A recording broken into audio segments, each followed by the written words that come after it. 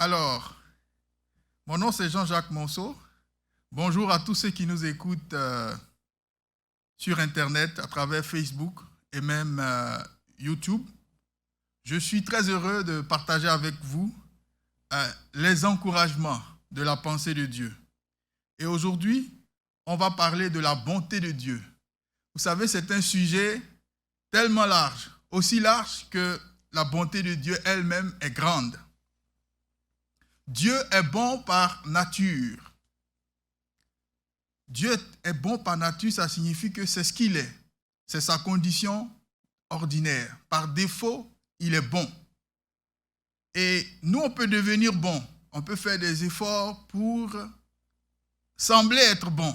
Mais Dieu, lui, c'est sa condition, c'est sa nature. Il est bon par nature. L'apôtre Jacques pouvait dire que si nous sommes tentés, il ne faut pas qu'on imagine que c'est Dieu qui nous tente. Parce qu'il ne peut être tenté par le mal. Pourquoi il dit ça? C'est parce que Dieu par nature est bon. Et s'il est bon par nature, il ne peut pas être tenté par le mal. Il est le Père des Lumières, en qui il n'y a ni changement, ni ombre de variation, dira-t-il, de qui descendent les dons parfaits et les grâces excellentes. Dieu est bon. Le premier élément de la manifestation de cette bonté de Dieu, c'est justement le don de Jésus-Christ. Pensons à une chose. À supposer que moi, je sois malade, tellement malade et que il faudrait que l'un de ceux qui m'aiment ou de ceux qui m'entourent, comme dans notre communauté ou ceux qui me connaissent, donne quelque chose qu'il a de plus cher pour me sauver de cet état de maladie mortelle. Je suis sûr que dans ma communauté ou parmi ceux de mon réseau social, je vais trouver quelqu'un qui serait prêt à donner beaucoup d'argent. Or, je suis sûr que pour trouver quelqu'un qui serait prêt à donner 1 mois de salaire, je vais trouver. Je pense même que je pourrais trouver quelqu'un qui va donner pour me sauver 1 année de salaire. Je pourrais trouver même quelqu'un qui va donner sa maison pour me sauver.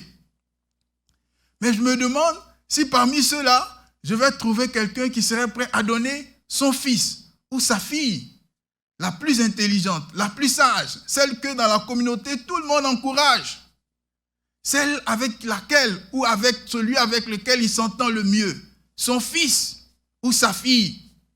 Pourrais-je trouver quelqu'un qui donne pour me sauver de mon état de maladie mortelle un cadeau aussi précieux? Je ne pense pas, car moi-même, je ne suis pas prêt à livrer un de mes fils pour sauver un autre. Et pourtant, c'est ce que Dieu a fait pour nous. Il a donné Jésus, son Fils unique, qui était sans défaut, sans péché. Il a donné pour nous. Dieu, en donnant Jésus, a manifesté l'expression même de sa bonté. Ce don de Jésus est la signification même que Dieu est bon. C'est sa bonté qu'il a ainsi exprimée. Dans le prologue de l'évangile de Jean, Jean va le dire au verset 4 justement, Jean chapitre 1er, verset 4. Voici ce qu'il va dire. En elle était la vie, et la vie était la lumière des hommes. En elle, elle ici c'est la parole qui est Jésus, était la vie. Et cette lumière était la lumière des hommes. C'est un principe, c'est une règle, c'est une vérité générale. Jésus est la vie, et cette vie est la lumière qui éclaire les hommes. Dieu donc, en nous donnant Jésus, nous donne en Jésus l'épanouissement, nous donne en Jésus l'éclairage, l'illumination dont notre vie a besoin pour être une vie selon sa volonté.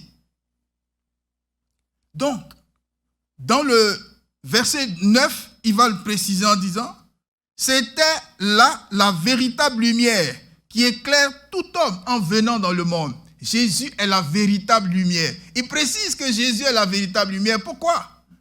Parce que il y a d'autres lumières qui ont un moins bon éclat, qui ont un éclat moindre par rapport à la véritable lumière qui éclaire tout homme. Tout homme, ce n'est pas seulement les convertis, c'est n'importe quel être humain. Jésus est venu pour nous éclairer. S'il est le véritable, c'est qu'il y en a qui ne sont pas véritables. il y a la lumière que par ma conscience, par mes efforts, par mon intelligence, par mes ressources personnelles, je peux obtenir de moi en réussissant dans la vie, à l'école, en réussissant dans toutes mes activités. Il y a tous les moyens que le gouvernement met à notre disposition pour la santé, pour le travail. Et tout ça, ce sont des moyens aussi. Et nous félicitons, nous louons les actions du gouvernement.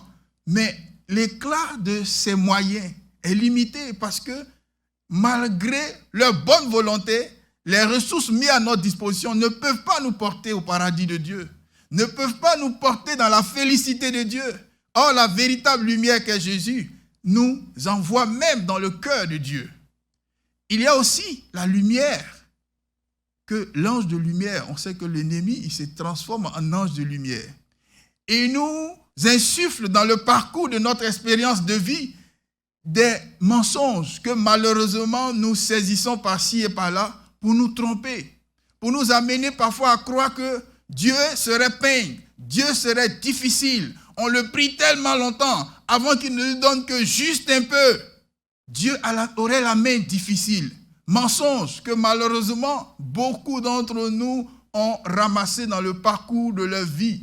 Les cumuls d'échecs, les peurs, les craintes, les hésitations, les maladies qui parfois nous ont frappés, les pertes en vie humaine que nous avons subies, les deuils, toutes ces choses au fil et à mesure des expériences de la vie nous ont fait accepter des fausses vérités qui a terni l'éclat de la bonté de Dieu dans nos cœurs.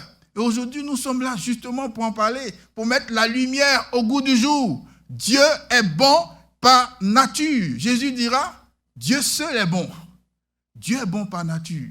Et nous devons donc consommer cette bonté de Dieu. Dieu, dans sa bonté, nous a donc donné de devenir enfants de Dieu en puissance. Nous qui acceptons Jésus, nous devenons en puissance enfants de Dieu. Pas par la volonté d'un homme, pas par la conscience humaine, mais en puissance par l'Esprit, nous changeons de statut. De être humain ordinaire que nous étions, nous devenons enfants de Dieu. Être enfant de Dieu, c'est porter la nature de Dieu. Nous changeons donc de condition, nous changeons de statut, nous changeons d'identité. Voilà ce que Dieu, dans sa bonté, nous a donné.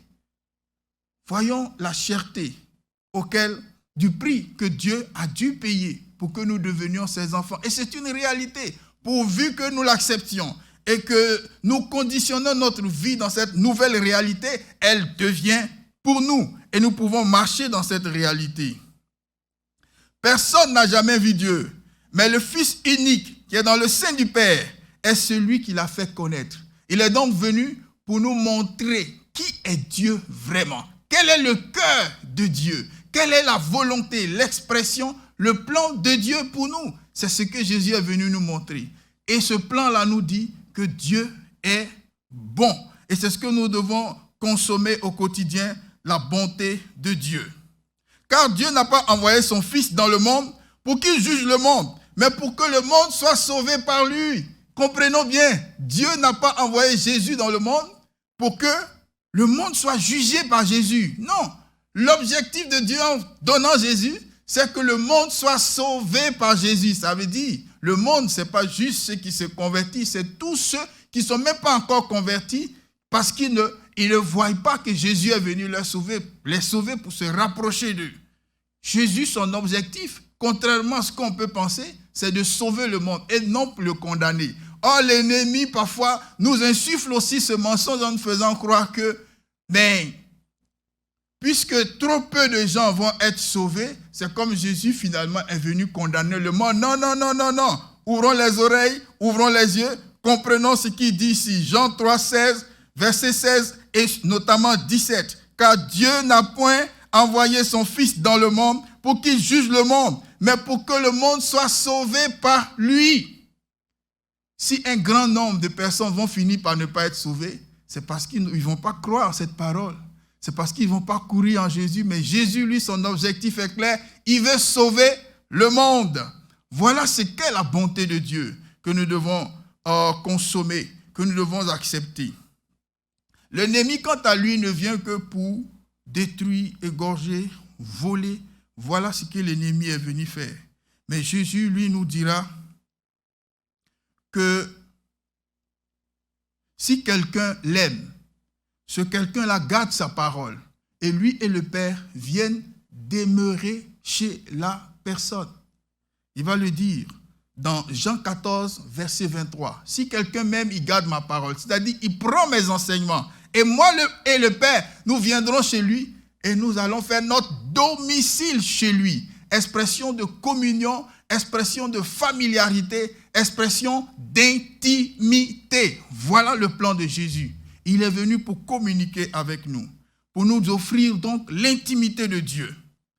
Dans la vie de tous les jours, à quoi est-ce que cela peut ressembler? Nous l'avons dit, le royaume des cieux, c'est la justice, la paix, la joie par le Saint-Esprit. On le lit dans Romains 14, 17. Le royaume des cieux, ce n'est pas le manger et le boire, c'est en substance ce qui est dit, mais plutôt la justice, la paix et la joie par le Saint-Esprit.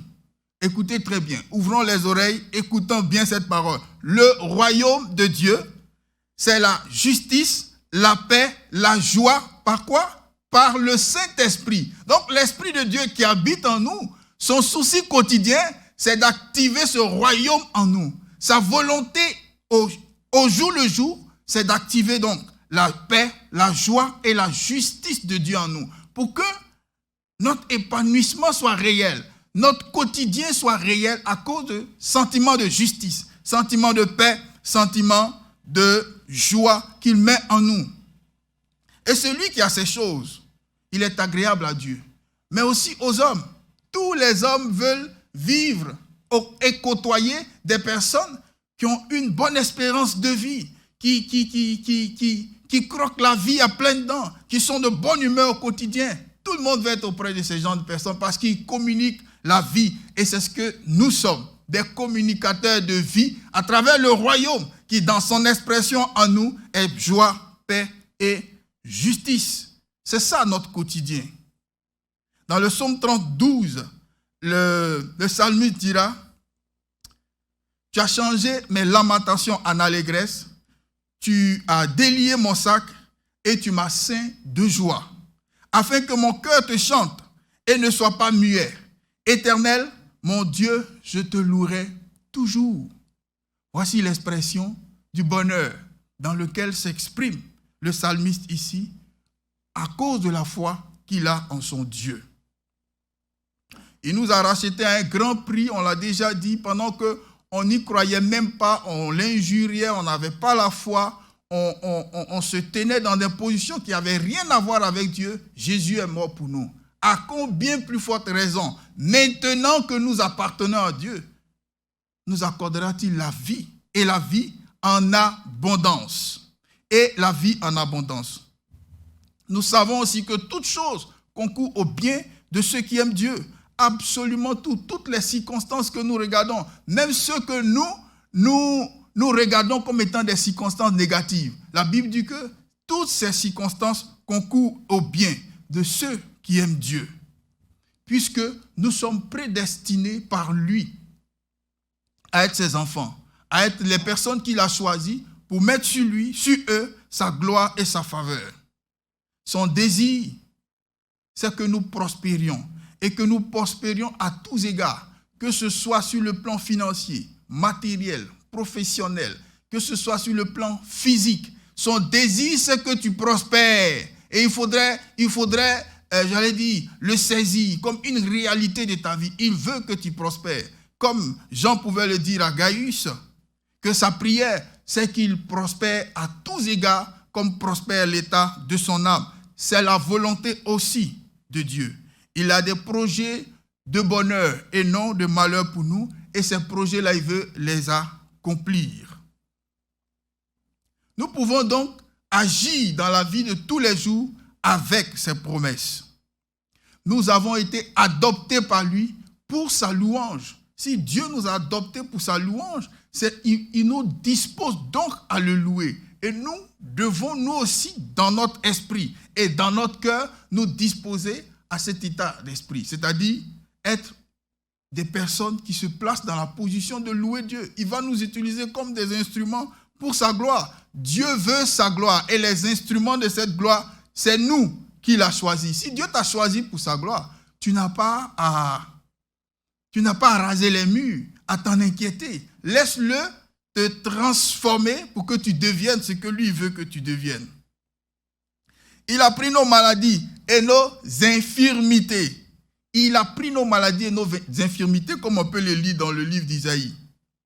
Si ces meurtrissures sont pour nous guérison, restauration de toutes sortes de maladies. La Bible dit, on ne pouvait même pas le regarder, tellement il était plein de blessures. Autant les blessures internes liées au fardeau qu'il a dû supporter, ou les blessures extérieures, au travers desquelles coulait le sang et l'eau.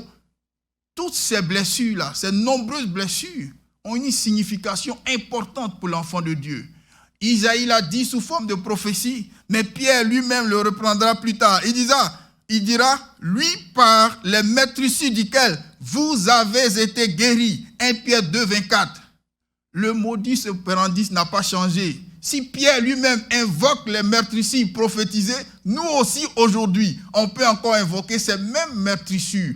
Est-ce que ces blessures étaient réelles? Oui. Est-ce qu'il avait été à l'intérieur de lui subi de la douleur? Oui. Ça veut dire que nous pouvons invoquer cela pour appeler notre guérison. Si donc tu pries et que la guérison ne vient pas, le plan B c'est quoi? C'est de persévérer dans la prière. Si tu as persévéré que la guérison ne vient pas, le plan C c'est quoi? C'est encore de persévérer dans la prière jusqu'à ce qu'il intervienne sans désespérer. Ce n'est certainement pas de dire que Dieu ne m'aime pas, Dieu ne m'écoute pas. Qu'est-ce que j'ai fait à Dieu? Quel péché j'ai commis contre le ciel pour que de tels malheurs m'arrivent? Ça, c'est des sentiments humains insufflés par l'ennemi pour nous tromper. Dieu est bon par nature. Il ne peut lui advenir d'aucune manière à la pensée de nous vouloir du mal. C'est impossible. Alors, face à la maladie, et quand on dit maladie ici, on parle de autant maladie physique que toutes les sortes de dysfonctionnements. Dysfonctionnement relationnel avec les autres, dysfonctionnement relationnel avec les enfants, dysfonctionnement d'ordre mental, physique, psychologique, toutes sortes de maladies. Ces blessures nous guérissent de toutes sortes de maladies. Nous pouvons donc nous rassurer avec ces paroles. Nous pouvons donc saisir ces grâces et ces bénédictions à travers ces paroles. Et nous dire que la bonté de Dieu est une réalité et jamais laisser l'ennemi nous tromper, nous induire des mensonges dans nos cœurs. Je voudrais, sur ces propos, aller vers ma conclusion en disant que, frères et sœurs, Dieu est bon, Dieu est réellement bon. Et que la bonté de Dieu n'a pas de limite. Sa volonté, c'est que nous aussi, nous entrons dans cette bonté, que nous ouvrons nos cœurs à consommer cette bonté, à nous laisser infuser à l'intérieur de nous par cette bonté. Je voudrais prier donc pour demander au Père des Lumières, en qui il n'y a ni changement, ni même ombre de variation. Or, c'est-à-dire dans l'éclat de sa bonté, il n'y a même pas une légère ombre de variation. Comprenons cela. Papa, je te prie pour que, Seigneur, la luminosité de ta bonté éclaire tous nos cœurs, le cœur de ceux-mêmes qui ne te connaissent pas. Saint-Esprit, viens à eux et illumine leur cœur. Montre-leur combien tu es bon. Oh Seigneur, donne-leur l'occasion par la puissance de l'Esprit de consommer ta bonté et de venir s'épanouir en toi. Oh, au nom puissant de Jésus que je prie. Nous allons continuer justement d'en parler dans quelques minutes sur notre rencontre Zoom. Je vous invite donc à nous rejoindre sur cette rencontre Zoom. On aura l'occasion d'échanger avec des frères, de prier et justement de poser des questions pour partager aussi un temps de fraternité sur la question de la bonté de Dieu. Amen.